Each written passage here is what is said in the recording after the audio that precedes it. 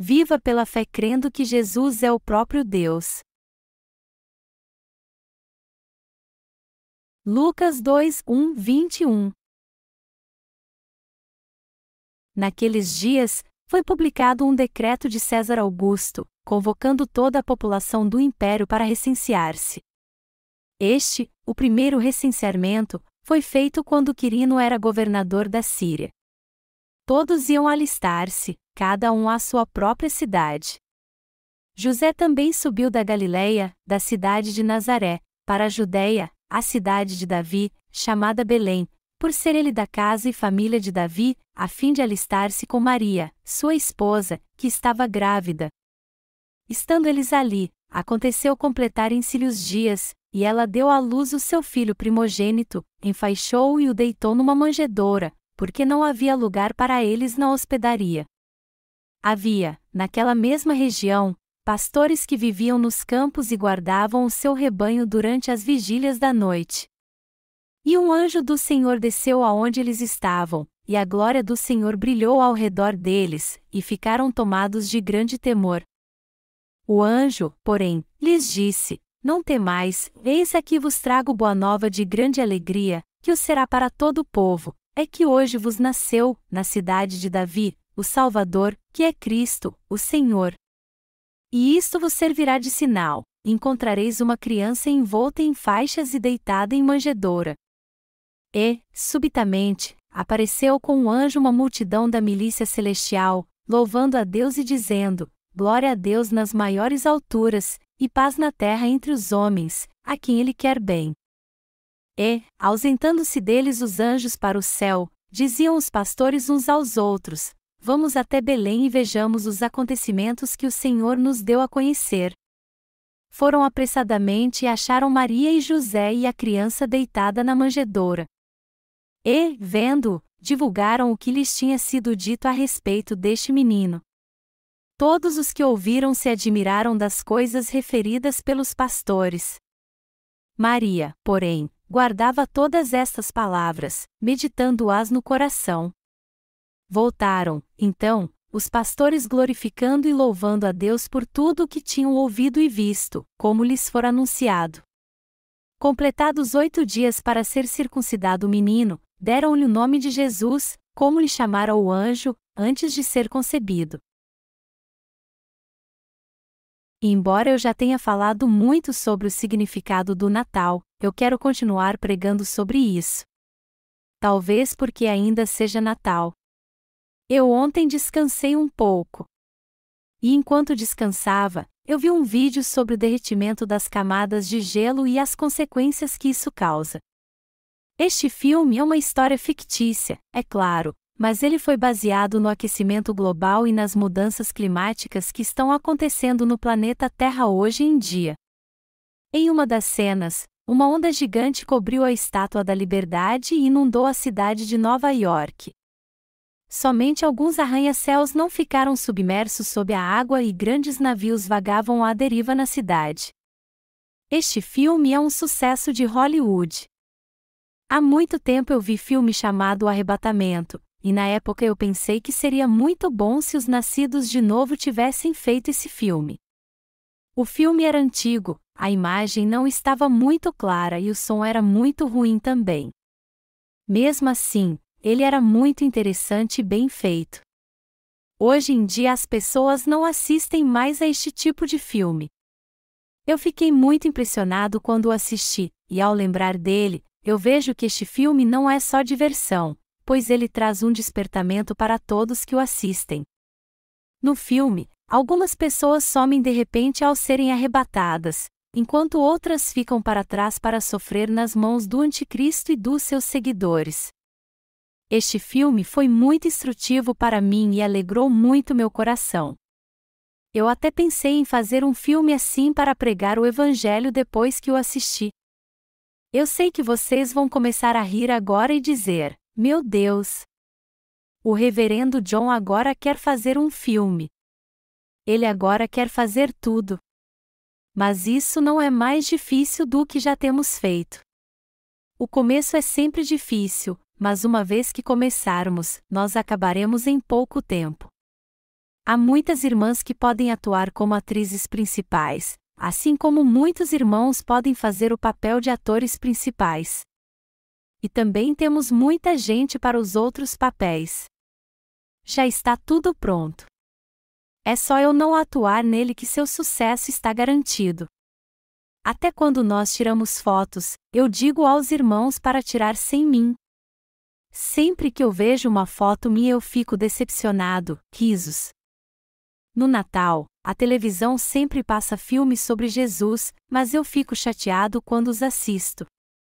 Um destes filmes até mostra João Batista, mas só que como um mendigo. Embora João Batista fosse humilde em sua aparência, para Deus ele era um servo cujo coração era justo e cheio do Espírito Santo. Os produtores do filme retrataram João Batista como um homem comum, interpretando a palavra de Deus à sua maneira para fazê-lo. Eu fiquei irritado quando vi este filme, pois ele com certeza foi feito por alguém que não conhece nada da palavra de Deus. Recentemente foi lançado um livro que diz que Jesus se casou com Maria Madalena, e eu ouvi que só na Coreia foi vendido mais de 1 milhão de exemplares.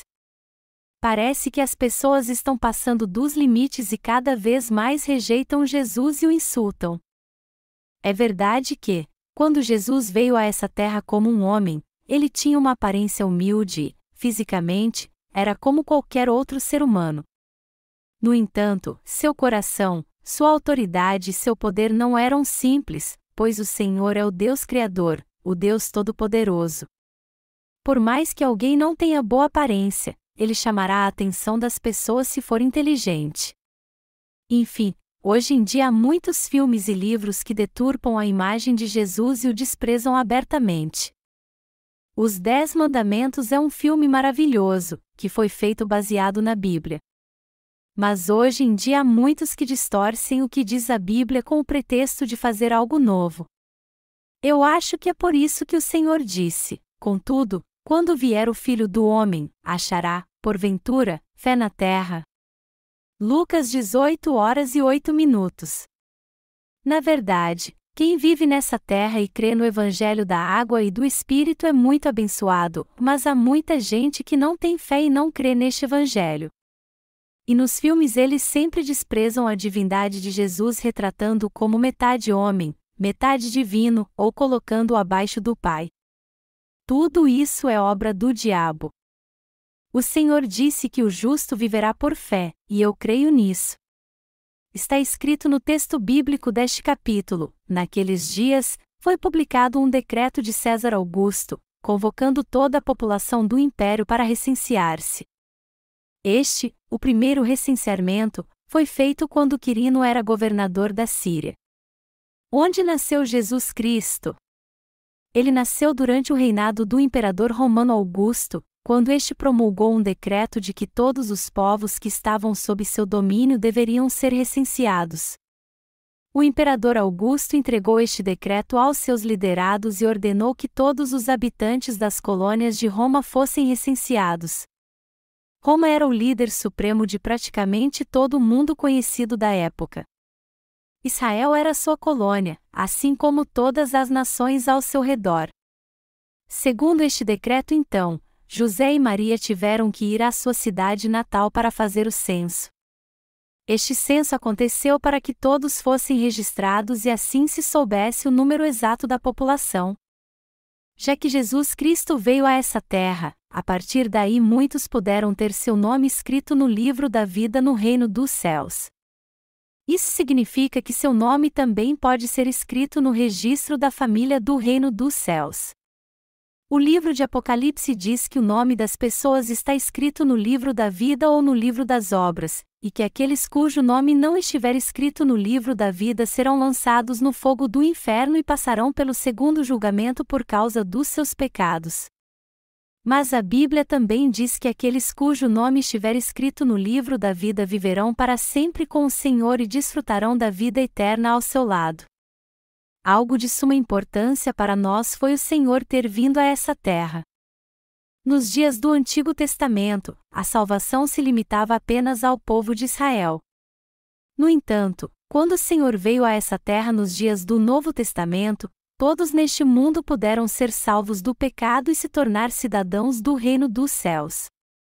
Eu não tenho palavras para expressar como sou grato pelo Senhor ter vindo a nós e nos aceitado como povo do reino dos céus. O Senhor Jesus veio a essa terra. O Natal é o dia em que celebramos a vinda do Senhor. Quem então é este Jesus que veio a essa terra? Embora Jesus tenha vindo a essa terra num corpo carnal como filho de José e Maria, ele era o próprio Deus. Além disso, ele não é apenas um Deus criado pelo homem, mas o Criador e o Rei dos Reis. Está escrito no texto bíblico deste capítulo: todos iam alistar-se, cada um à sua própria cidade. José também subiu da Galileia, da cidade de Nazaré, para a Judéia, a cidade de Davi, chamada Belém, por ser ele da casa e família de Davi, a fim de alistar-se com Maria, sua esposa, que estava grávida. Como podemos ver, Jesus nasceu na cidade de Davi. O que isso significa? Que Deus cumpriu sua vontade na história da humanidade, pois este Jesus que nasceu na cidade de Davi era o Cristo, o próprio Deus. Como também está escrito na Bíblia, Jesus Cristo nasceu como o Rei dos Reis. O texto nos mostra que Jesus é o Rei dos Reis e o próprio Deus. Ele é o próprio Deus, o supremo governador do universo. Em sua essência, Jesus é o próprio Deus soberano. Ninguém neste universo é maior do que Jesus Cristo. Para nós que cremos no Evangelho da Água e do Espírito e vivemos pela fé, é importantíssimo entender e crer que Jesus é o verdadeiro Deus e a vida eterna. 1 João 5:20. Todos nós recebemos a remissão de pecados da mesma maneira, ouvindo a palavra do Evangelho da Água e do Espírito e crendo na palavra da verdade. Mas depois que recebemos a remissão de pecados, o poder do Senhor pode se manifestar de uma forma grandiosa ou pequena em nossa vida, dependendo da maneira que entendemos quem é Jesus Cristo e de que cremos nele. Faz uma grande diferença vivermos pela fé crendo que Jesus Cristo é o próprio Deus e o Rei dos Reis ou vivermos sem crer nisso. E a fé que determina se o poder de Deus se manifestará de modo abundante em nossa vida ou não. O Senhor veio a essa terra como o Rei dos Reis e o próprio Deus. Foi Ele quem nos tornou povo de Deus ao nos salvar do pecado. Mas se você, por outro lado, achar que Jesus é apenas seu Salvador e nada mais, seu poder não se manifestará na sua vida de fé. É por causa da falta de fé que o poder do Senhor não se manifesta. Então, quando este poder se manifestar em sua vida, as pessoas do mundo começam a te odiar e perseguir, e você passará por lutas e dificuldades.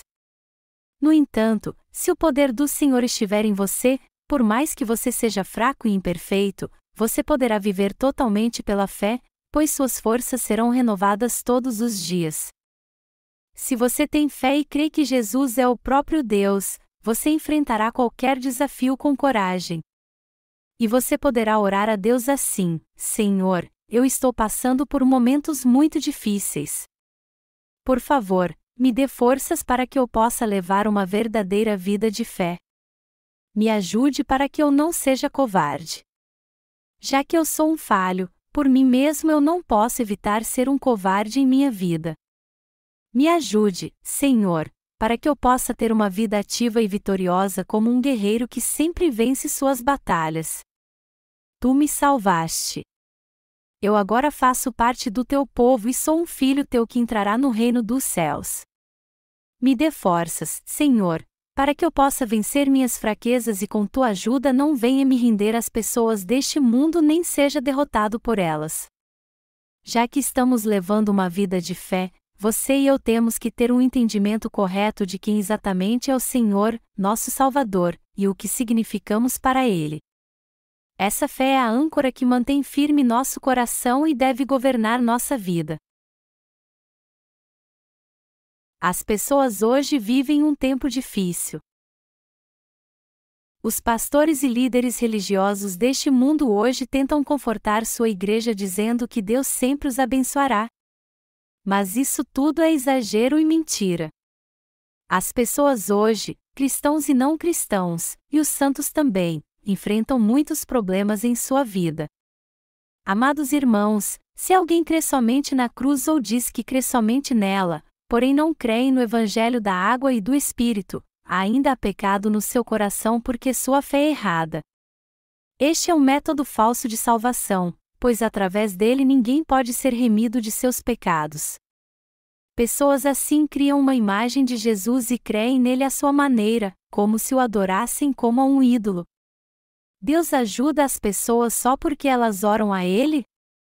Não, isso não é verdade. Muitos pastores neste mundo ensinam sua igreja pecaminosa que eles não precisam se preocupar com as dificuldades, pois Deus os ajudará simplesmente se eles orarem a Ele. Mas tudo isso é mentira. Deus não recebe orações de pecadores, Isaías 59, 1, 2. Quem de fato então recebeu a remissão de pecados? Os que creem no Evangelho da água e do Espírito. Quem de fato nos salvou do pecado e nos tornou povo de Deus através da palavra do Evangelho da água e do Espírito? Foi o próprio Deus. Foi Jesus Cristo, nosso Salvador e o Rei dos Reis. Jesus Cristo é o juiz, o Salvador e o Criador que nos fez. Foi Jesus Cristo que nos abençoou, e é Ele quem está sentado à direita do trono do juízo para punir e condenar os maus. Jesus é o Rei Supremo. Ele é o Deus vivo que trabalha em nossa vida. As religiões do mundo não passam de um produto criado pelo homem. Então, nunca creia em Jesus apenas como uma prática religiosa. Nosso Salvador não é uma imagem pintada na parede, mas o Deus vivo e imortal que trabalha em nossa vida a todo momento. Ele é o Deus vivo que protege os santos e renova suas forças quando eles passam por momentos difíceis. Mesmo quando você se sentir inseguro e achar que é imperfeito demais para levar uma vida de fé, e sentir que precisa de uma ajuda especial para continuar, se você confiar que Jesus Cristo é o seu Salvador e o próprio Deus, o Criador Todo-Poderoso que criou todo o universo e o Rei dos Reis, Ele responderá então às suas orações, te guiará, te ajudará e te abençoará.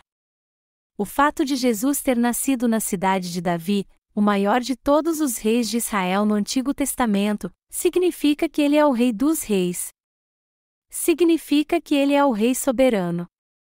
Então, se alguém afirma que foi salvo por crer em Jesus Cristo, mas acha que ele foi apenas um dos grandes sábios do passado como Confúcio ou Buda, ele irá sucumbir por causa da sua fé errada, será enganado por Satanás e terá uma vida muito amaldiçoada. O Jesus que salvou você e eu com o Evangelho da água e do Espírito não é um destes sábios, ou seja, ele não é uma mera criatura, mas o próprio Deus Criador. E já que ele é aquele que existe por si mesmo, ele é o Rei dos Reis. Ele reina e domina sobre todas as coisas, é o juiz que concede a graça da salvação àqueles que merecem e amaldiçoa os que merecem também. Quando recebemos a remissão de pecados crendo no Evangelho da água e do Espírito, todos nós nos preocupamos em como será nossa vida a partir de então, o que comeremos, o que vestiremos. Mas se você crê realmente no Evangelho da remissão de pecados, no Evangelho da água e do Espírito, então você tem que saber quem de fato é o seu Salvador e que tipo de poder ele tem. O poder que eu e você temos não é importante, e sim o poder daquele que nos salvou do pecado e nos tornou povo de Deus. A pergunta então é se Jesus é rei ou criatura, se ele é realmente onisciente e onipotente ou seu poder é limitado. Como vemos, o poder de Jesus é o que determina nossa fé, e devemos entender isso corretamente. Se nós tivermos um entendimento preciso de tudo isso, então isso significa que cremos no Deus Todo-Poderoso, e, portanto, podemos buscá-lo em oração e receber sua ajuda. Em outras palavras, é assim que podemos levar uma vida de fé. Tanto Jesus como Davi são da casa de Judá. Isso significa então que já que Jesus nasceu da casa de Davi, ele é da linhagem real. Segundo a tradição de Israel, somente os descendentes da tribo de Judá poderiam herdar o trono e se tornar reis. No que diz respeito aos sacerdotes, somente os descendentes de Arão, da tribo de Levi, poderiam assumir o sacerdócio. Só essa tribo tinha o privilégio de servir a Deus no tabernáculo. Essa regra foi determinada por Deus. Nem todos podiam ser reis. De quem o rei Salomão era descendente? Ele era filho de Davi, da tribo de Judá. Qual a linhagem de Davi? Sua linhagem era da casa de Judá. Jesus Cristo também era da linhagem da casa de Davi, da tribo de Judá. Isso nos mostra que ele é o Rei Celestial. E isso significa também que ele veio a essa terra como rei para salvar seu povo dos seus pecados e guiá-los. É por isso que eu fico muito triste e profundamente ofendido quando eu vejo pessoas que creem em Jesus somente como uma prática religiosa, sem entender a Bíblia corretamente ou subestimando Jesus e seu poder. Eu às vezes até sinto vontade de xingá-las e dizer: seus idiotas! Vocês só fazem essas bobagens porque creem assim? Amados irmãos, se não tivéssemos sido salvos do pecado, Deus não ouviria nossas orações. Ele ouve nossas orações justamente porque recebemos a remissão de pecados. Agora, há uma condição: nossas orações primeiro devem ser sensatas e estar em conformidade com o reino e a justiça de Deus. É para isso que devemos pedir a ajuda de Deus. Só então Ele ouvirá nossas orações, nos responderá e nos guiará. Deus deixou isso bem claro para nós. É por isso que você e eu temos que viver pela fé, como diz a Bíblia: o justo viverá por fé. Você pode perguntar então: como eu posso viver pela fé se nunca fiz isso antes? É mais fácil do que você pensa. Tudo o que você tem a fazer é olhar para seus pais na fé, seguir os líderes da igreja e buscar seu conselho. Você acha que a função do seu pastor é só pregar? Não. Seu pastor é mais do que um pregador, ele é seu líder. Minha mente está cheia de ideias de como podemos pregar o Evangelho em todo o mundo através da igreja. Mas embora não seja uma tarefa fácil, eu enfrento estes desafios porque creio em Deus e o sigo. Eu encaro essas lutas e enfrento o desafio de sempre criar ideias novas pela fé porque creio em Deus e Ele é meu Rei. E mesmo quando eu não tenho nada em vista, eu enfrento os desafios pela fé e sigo em frente. É assim que eu faço a obra de Deus. Mas e você? É assim que você faz a obra também? Sim, eu sei que você faz tudo pela fé. E é isso que significa viver pela fé. Todos vocês têm que aprender a viver assim. Eu estou certo de que se vocês aprenderem a ter essa fé e entenderem que quem os salvou foi o Deus Todo-Poderoso e o soberano Rei dos Reis, além de compreenderem que Ele tem poder, confiarem nele pela fé entendendo bem isso, pedirem sua ajuda e buscarem sua justiça, o Senhor com certeza abrirá todas as portas para vocês. Todos nós temos que permanecer na palavra, vendo as coisas deste mundo e as coisas que virão pela fé. Deste modo, o Senhor nos mostrará o que acontecerá a este mundo. Pela fé, temos que ver e entender o que acontecerá nos anos que virão e nos preparar para isso agora, embora tudo isso ainda não esteja visível para nós no momento. Quando José se tornou o primeiro-ministro do Egito, ele sabia que haveria 7 anos de fome e guardou provisão para estes 7 anos com a colheita que ainda era abundante. Ele criou depósitos em toda a nação. Depois de 7 anos, houve mesmo fome no Egito. E o que fez José? Distribuiu os grãos que estavam guardados nos depósitos e alimentou o povo do Egito e sua família.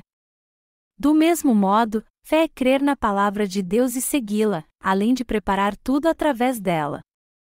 Vocês precisam aprender isso. Se vocês agirem conforme sua vontade e usar seus próprios métodos, seus esforços não terão efeito algum, pois sua fé não estará em Deus. Algum tempo atrás, eu dei o seguinte conselho a uma de nossas irmãs que trabalhava como costureira: já que você tem tanto talento, por que você não abre um negócio e começa a desenhar e criar suas próprias roupas ao invés de ficar apenas consertando? No começo pode ser difícil, mas eu tenho certeza que você vai conseguir. A princípio, Pareceu que ela tinha aceitado meu conselho, mas depois ela me disse que não podia fazer aquilo. Ela não confiou no meu conselho. Se ela não encarar seus desafios pela fé, ela passará o resto de sua vida consertando roupas. A pessoa que apenas conserta roupas pode se tornar a estilista mais famosa do mundo, ainda mais se ela recebeu a remissão de pecados, for guiada por Deus e perseguir isso pela fé.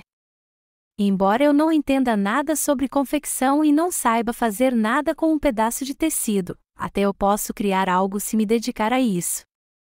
Tudo é possível se enfrentarmos nossos desafios pela fé. Eu sei disso porque creio em Deus. Aqueles que creem em Deus recebem dele seu poder. Eu estou certo que, em apenas um ano, eu iria me sobressair mais do que estilistas experientes. Isso com certeza é possível. Você acha que eu estou delirando por dizer isso? Não. Se precisarmos de dinheiro para pregar o Evangelho, o Senhor nos dará essas habilidades. Tudo o que temos a fazer é aceitar o desafio pela fé. Nós poderemos alcançar nossos objetivos se começarmos a fazer a obra passo a passo e pela fé. Dinheiro não surge num passe de mágica. Mas se enfrentarmos nossos desafios pela fé, nos prepararmos bem e nos dedicarmos para isso, nós alcançaremos nossos objetivos e ainda iremos além. Quem não tem fé só entende isso depois que fracassa. Os fiéis, por outro lado, creem que serão bem-sucedidos mesmo quando não têm nada no começo, pois trabalham duro para conseguir tudo. Nós temos que viver pela fé. Jesus Cristo nasceu na cidade de Davi, mas José vivia numa cidade chamada Nazaré. Jesus então poderia ter nascido em Nazaré. Ele às vezes é chamado na Bíblia de Jesus de Nazaré porque foi nessa cidade que ele cresceu. Mas ele nasceu em Belém, a cidade de Davi. Naqueles dias, José e Maria não tiveram opção e foram obrigados a ir para a cidade de Davi, a fim de cumprir o decreto do imperador romano. Isso aconteceu pela providência de Deus. Tudo aconteceu conforme ele havia planejado. O próprio Deus prometeu que Jesus Cristo nasceria em Belém, e foi por essa razão, para cumprir essa profecia, que Deus levantou Augusto como imperador romano, permitiu que Israel se tornasse colônia de Roma e seu imperador fizesse este decreto. É assim que Deus age na história. Ele controla a história do mundo. Nós temos que aprender a ter fé. Todos podem aprender o Evangelho da água e do Espírito, e quem tem um coração humilde e sincero pode aceitá-lo e recebê-lo. Melhor dizendo, todos podem ser salvos. No entanto, ninguém pode aprender sobre a fé sozinho. Antes de andar de bicicleta, as crianças aprendem a andar de velocípede, e só depois aprendem a andar de bicicleta. Mas não são seus pais que as ensinam isso, e sim outras crianças maiores. Algumas delas também aprendem isso com os seus amigos. Me ensina a andar de bicicleta? Claro que te ensino. Eu vou segurar atrás para você. Mas e se eu cair? Não se preocupe. Embora se atrapalhem e caiam algumas vezes enquanto estão aprendendo a andar de bicicleta, no fim todas conseguem. Seus irmãos mais velhos e amigos as ensinam a fazer isso. Eu vou te mostrar como andar de bicicleta. Você não precisa se preocupar. Olhe para frente, segura firme no guidão e pedale sem parar. Se você achar que está indo rápido demais, aperte aqui.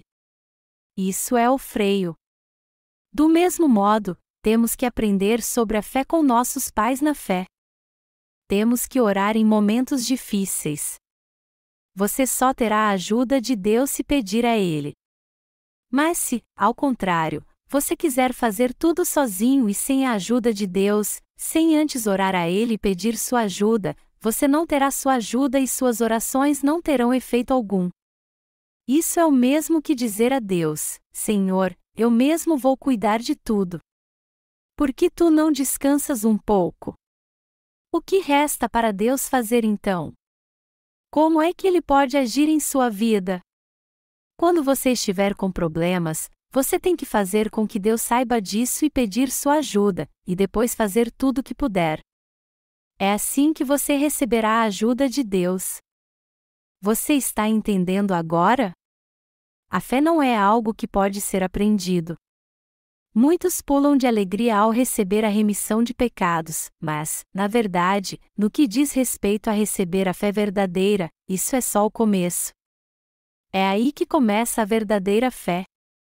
O que eu quero dizer com isso é que você tem que começar a aprender a ter uma vida justa de fé na igreja e com seus pais na fé a partir do momento que você nasce de novo no Evangelho da Água e do Espírito. Em outras palavras, você tem que obedecer aos seus líderes na igreja para não ser enganado por Satanás e acabar perecendo. Pouco depois de Jesus nascer nessa terra, depois que o rei Herodes soube disso através dos sábios do Oriente, houve um momento de alegria em Jerusalém.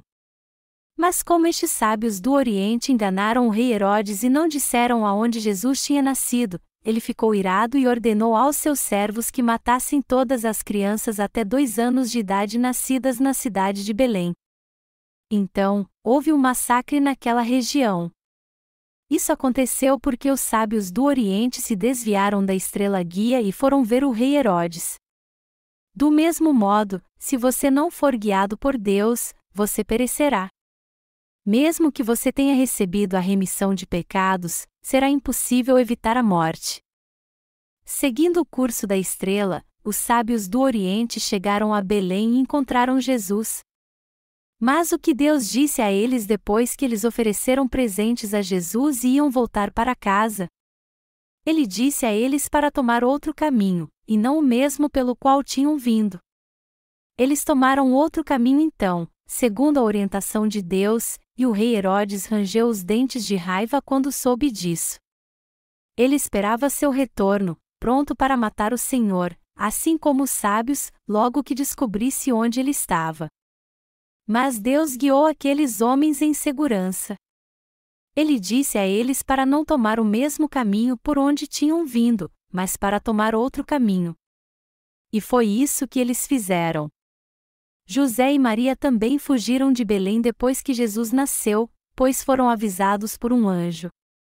Todos eles foram salvos da morte porque seguiram fielmente a orientação que o Senhor lhes deu. É muito importante você ser guiado por servos de Deus. Só que muitas pessoas se recusam a ser guiadas por servos de Deus. Você acha que só porque você recebeu a remissão de pecados, você não precisa mais ouvir o conselho dos seus pais na fé e que eles estão te chateando com isso? A maioria das pessoas detesta ouvir esses conselhos. E não são poucos os que acabam desistindo da sua vida de fé por causa do seu orgulho e dizem assim: será que eles acham que eu sou criança? Será que eles pensam que são melhores e mais justos do que eu? Essa igreja está me irritando. Eu detesto quando eles ficam me dando ordens como se eu fosse um garotinho, me dizendo para fazer isso e aquilo.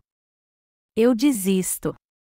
Foi muito bom receber a remissão de pecados, mas eu estou muito chateado para continuar nessa igreja. Você tem que deixar de lado o seu orgulho e o que pensa. Todos que receberam a remissão de pecados agora são novas criaturas em Cristo. A Bíblia diz que, assim, se alguém está em Cristo, é nova criatura, as coisas antigas já passaram, e eis que se fizeram novas. 2 Coríntios 5:17. Amados irmãos, sua fé é nova porque vocês estão vivendo uma nova vida.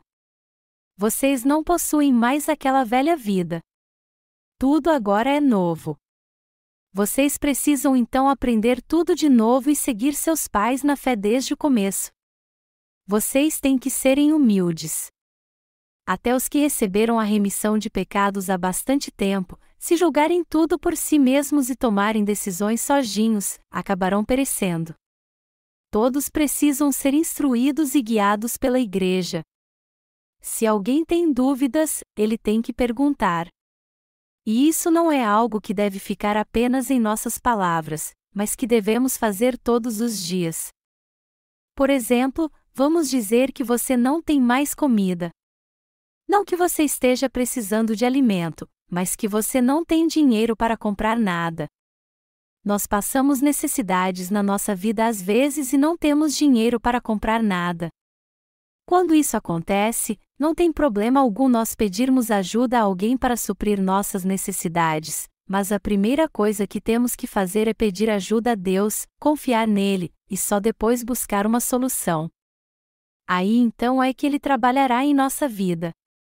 É isso que significa andar com o Senhor. Se não formos guiados pelo Senhor, com certeza pereceremos. Quando você faz o que quer na sua vida de fé, seus pais na fé te avisam para você não fazer isso.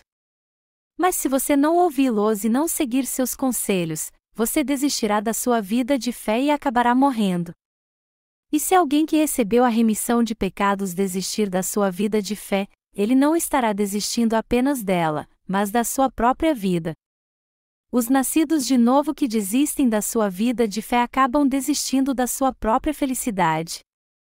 Alguns de vocês podem até achar que eu sou muito duro ao dizer isso, mas minha intenção não é ser rude. Longe disso, eu digo isso com todo amor porque isso precisa ser dito. E o que eu estou dizendo aqui é algo indispensável para vocês. A vida de fé que levamos após recebermos a remissão de pecados tem tudo a ver com nossa felicidade. Se alguém que recebeu a remissão de pecados não leva uma vida de retidão pela fé, nada na sua vida dará certo. É por isso que você tem que aprender a levar sua vida de fé de modo correto, aprender sobre a fé e fazer tudo a seu tempo. E embora não seja possível dar passos grandes no início, você tem que aprender a dar passos pequenos e ir progredindo aos poucos em sua vida de fé. Aos poucos você conseguirá resolver seus problemas pela fé e ter a ajuda de Deus em sua vida.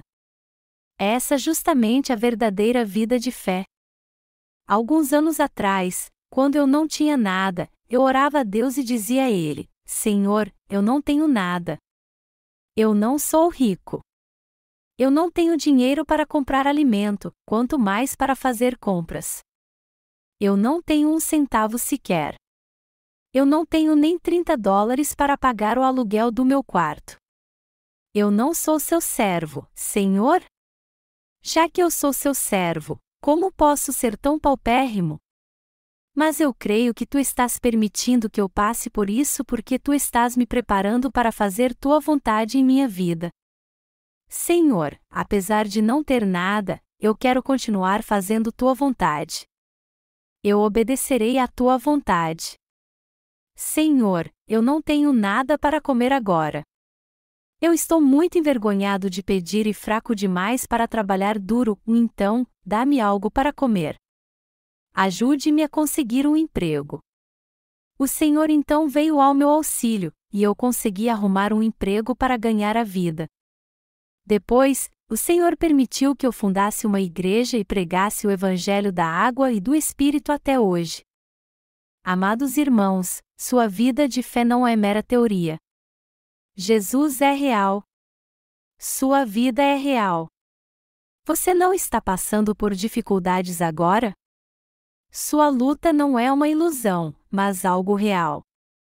Quando nós ouvimos sobre as lutas que alguém tem enfrentado, pensamos que não é real, mas é algo muito real quando acontece conosco.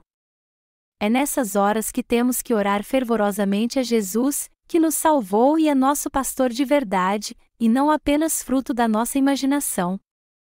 O Senhor certamente resolverá todos os nossos problemas se nossa vida de fé for guiada por Ele, dermos um passo de cada vez, nos achegarmos a Ele e orarmos assim: Senhor, é isso que eu estou passando. Me ajude, por favor.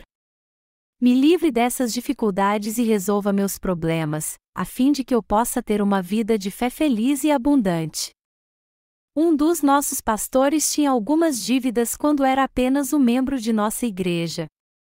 Ele tinha um emprego, mas raramente conseguia arcar com seus compromissos no fim do mês e era impossível pagar todas as suas dívidas. Eu então o aconselhei assim: você tem que abrir um negócio, mesmo não tendo muito capital para isso. Você não poderá aumentar seus rendimentos se não tiver um negócio.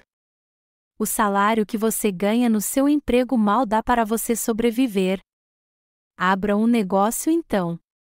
Embora suas expectativas fossem pequenas no começo, ao seguir meu conselho, seu negócio prosperou, ele conseguiu pagar todas as suas dívidas e passou a viver muito bem.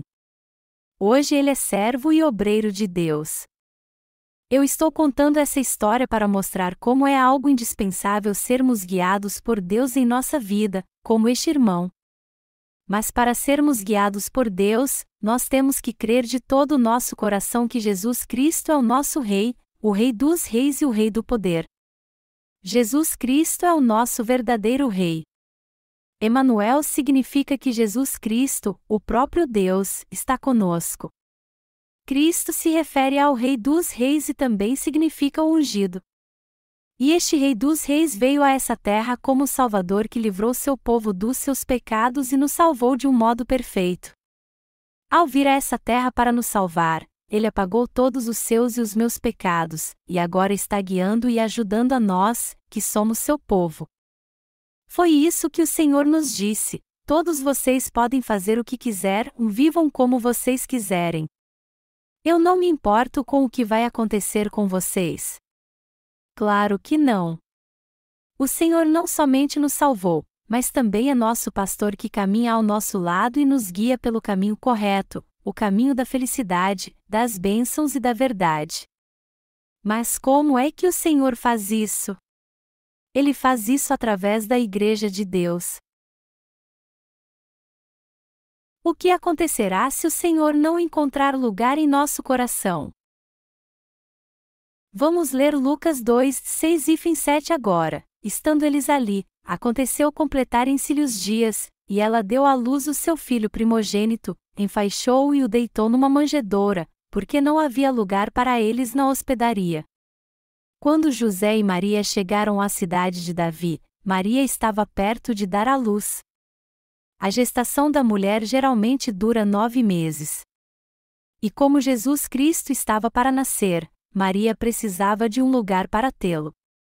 Embora coisas abomináveis aconteçam em hotéis e pousadas hoje em dia, naquela época não era assim. As hospedagens eram lugares onde os viajantes cansados podiam comer e descansar.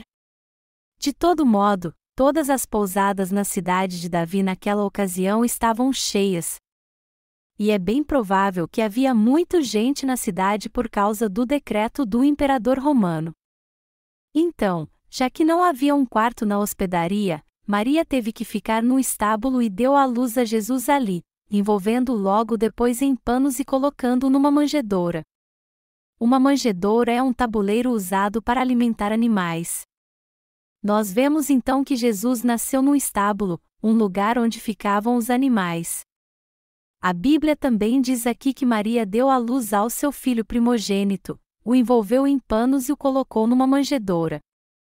O que significa filho primogênito aqui? Significa que Jesus foi o primeiro filho de Maria.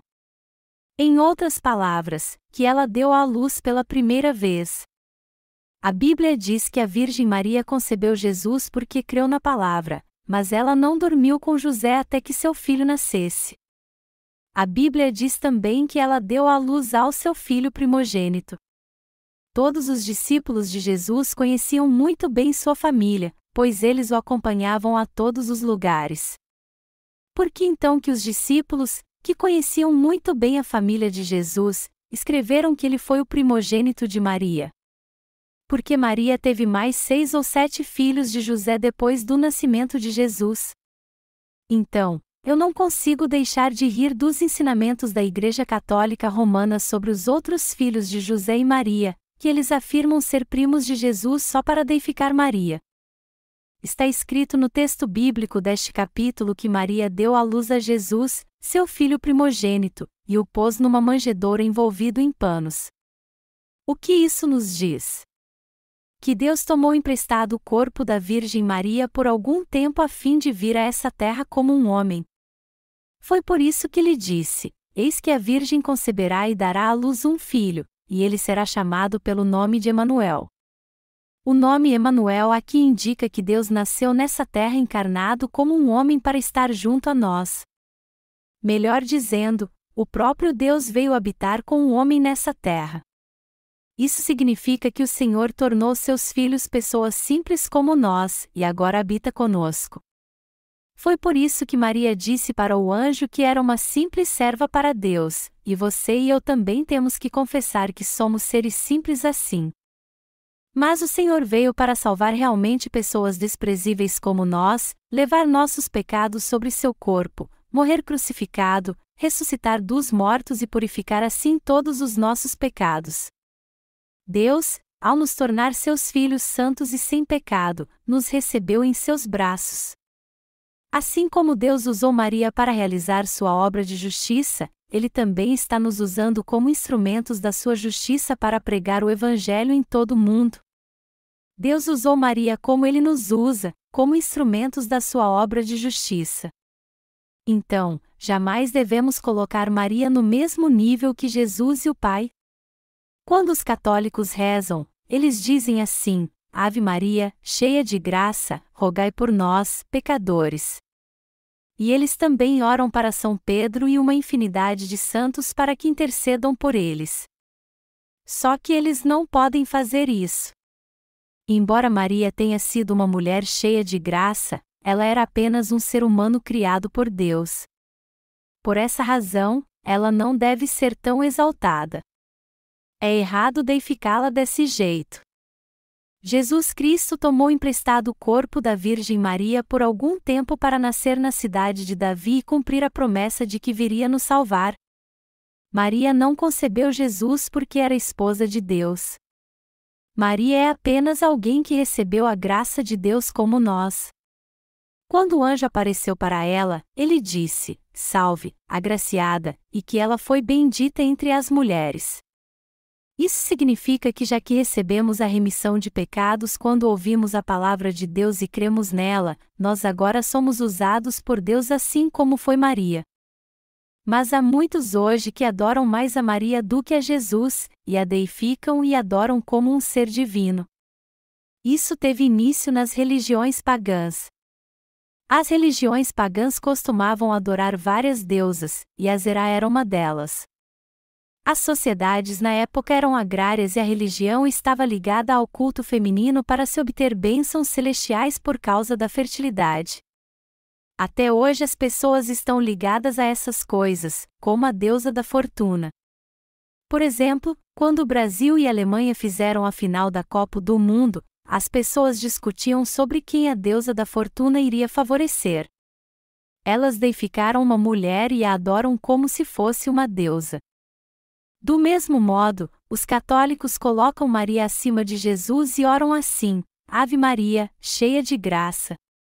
Essa oração mostra que Maria pode conceder graça e salvação. A graça na frase cheia de graça se refere ao amor de Deus e o seu domínio. Se refere à sua misericórdia, melhor dizendo. Mas será que o ser humano pode conceder misericórdia a outro ser humano? O homem pode até ter um pouquinho da misericórdia de Deus por ter sido criado à sua imagem, mas ele não concede graça como Deus. Ele pode até desejar isso em sua mente e coração, mas não pode fazer isso. Como você sabe muito bem, tem muita gente que adora Maria. Mas, na verdade, Maria não merece adoração alguma. Jesus é o seu Salvador, embora tenha nascido dela. Mas parece que Maria se esqueceu disso algumas vezes. Quando lemos o Evangelho de Lucas, vemos que quando Jesus tinha 12 anos, toda a sua família foi para Jerusalém para a festa da Páscoa, e quando voltaram, Maria e José se perderam dele. Então, eles voltaram a Jerusalém e acharam Jesus no templo, conversando com os rabinos judeus. Jesus estava ensinando-os. Ao ver isso, Maria disse: Por que tu estás aqui? Eu estava te procurando em todo lugar e pensei que tu tinhas te perdido. Mas Jesus lhe respondeu: Por que é que me procuráveis? Não sabeis que me convém tratar dos negócios de meu Pai? Isso significa que, embora Maria fosse a mãe carnal de Jesus, que deu à luz a ele e cuidou dele, aos olhos de Jesus ela era apenas uma criatura. Jesus só tomou seu corpo emprestado por algum tempo. E só porque Maria era sua mãe carnal, isso não significa que ela era maior do que ele ou seu líder. Se Maria tivesse dado à luz somente a Jesus e mantivesse sua castidade, nós até que teríamos algum respeito por ela. Nós a respeitaríamos assim como respeitamos os padres católicos e as freiras por não se casarem e viverem para fazer boas obras. Só que Maria teve outros filhos, todos irmãos carnais de Jesus. Alguém pode até discordar disso dizendo que não é pecado gerar filhos, mas eu só estou dizendo isso para explicar que ninguém pode colocar Maria acima de Jesus ou dizer que ela é esposa de Deus. As pessoas pensam muito em Deus e em Jesus de um modo carnal, baseando-se nos seus próprios padrões. Deixe-me te contar uma história engraçada. Há muito tempo, havia 2 irmãos, mas um dia o mais velho morreu e seu irmão mais novo passou a tomar conta do filho dele. Ao ver que seu sobrinho parecia muito sozinho, sugeriu que ele frequentasse uma igreja. Seu sobrinho então começou a frequentar uma igreja e, aconselhado pelo seu pastor, levou seu tio para a igreja também. O tio, que foi para a igreja só por causa do sobrinho, se sentou e o viu orando, clamando ao Pai. Ao ver isso, seu tio pensou que já que seu sobrinho chamou Deus de pai, Deus era seu irmão, já que ele era tio do rapaz. Mas como ele achou estranho Deus ser seu irmãozinho, ele chegou à conclusão que deveria chamá-lo de irmãozão. Ele disse então enquanto orava: "Obrigado, Jesus, meu irmãozão. Eu vim a essa igreja hoje com meu sobrinho e te peço que nos abençoe." Muitas pessoas costumam olhar para Deus e para as coisas espirituais segundo sua visão e entendimento carnais. Isso é um absurdo. O tio da nossa história chamava Deus de seu irmão porque era ignorante, e como ele, muitos hoje em dia adoram Maria e a chamam de Mãe de Deus. Os católicos geralmente oram assim: Santa Maria, Rainha do Céu, rogai por nós, pecadores. Mas o que significa Rainha do Céu? Não significa que Maria é a esposa do Pai de Jesus Cristo, ou seja, de Deus Pai. Não significa também que ela está acima de Jesus? Ao vermos isso em termos carnais, a mãe de fato está acima do seu filho porque é igual ao pai, não é verdade? Pelo menos em termos carnais, isso é verdade. E é por isso que os católicos colocam Maria acima de Jesus e oram assim: Santa Maria, Mãe de Deus, rogai por nós, pecadores, agora e na hora da nossa morte. Eles vivem orando a Maria. Mas isso está totalmente errado, pois é uma maneira carnal de pensar. Crer desse jeito e orar assim é uma blasfêmia contra Deus. É um atalho para o inferno. Os católicos dizem que creem em Maria, mas também creem em Jesus. E é por isso que eles oram para eles, para Deus e para o Espírito Santo. Mas isso está certo? Não, está totalmente errado. Por isso que é muito importante termos o conhecimento correto e aprendermos como levar uma verdadeira vida de fé. Antes, quando eu era escravo do mundo, eu achava que era esperto. Então, eu tive um encontro com o Senhor e passei a viver no reino da fé. Mas para mim isso foi muito difícil, pois eu nunca tinha trilhado essa estrada antes. Para mim não seria problema algum se eu só tivesse que levar uma vida religiosa, já que eu tinha experiência nisso, mas só que eu nunca tinha vivido pela fé. Deus então me preparou, mas essa preparação foi muito dura. Ele me colocou sozinho num deserto espiritual para me disciplinar. É por isso que eu hoje posso ensinar o que é levar uma vida de fé correta. Se eu tivesse vivido no luxo depois que tive um encontro com o Senhor e não tivesse tido nenhuma dificuldade, eu não poderia dizer nada sobre levar uma vida de fé. Mas já que eu cria no Senhor e sabia muito bem quem era Ele, eu enfrentei meus desafios pela fé e passei a levar uma verdadeira vida de fé, entendendo bem o que significava isso. Já que eu confiava no Senhor e o seguia, Ele abriu as portas para mim. Portanto, temos que confiar em Jesus, nosso Salvador, andar com Ele, orar a Ele e viver em comunhão com Ele, tendo a certeza de que Ele é o nosso Rei e Salvador, e que Ele sempre estará vivo.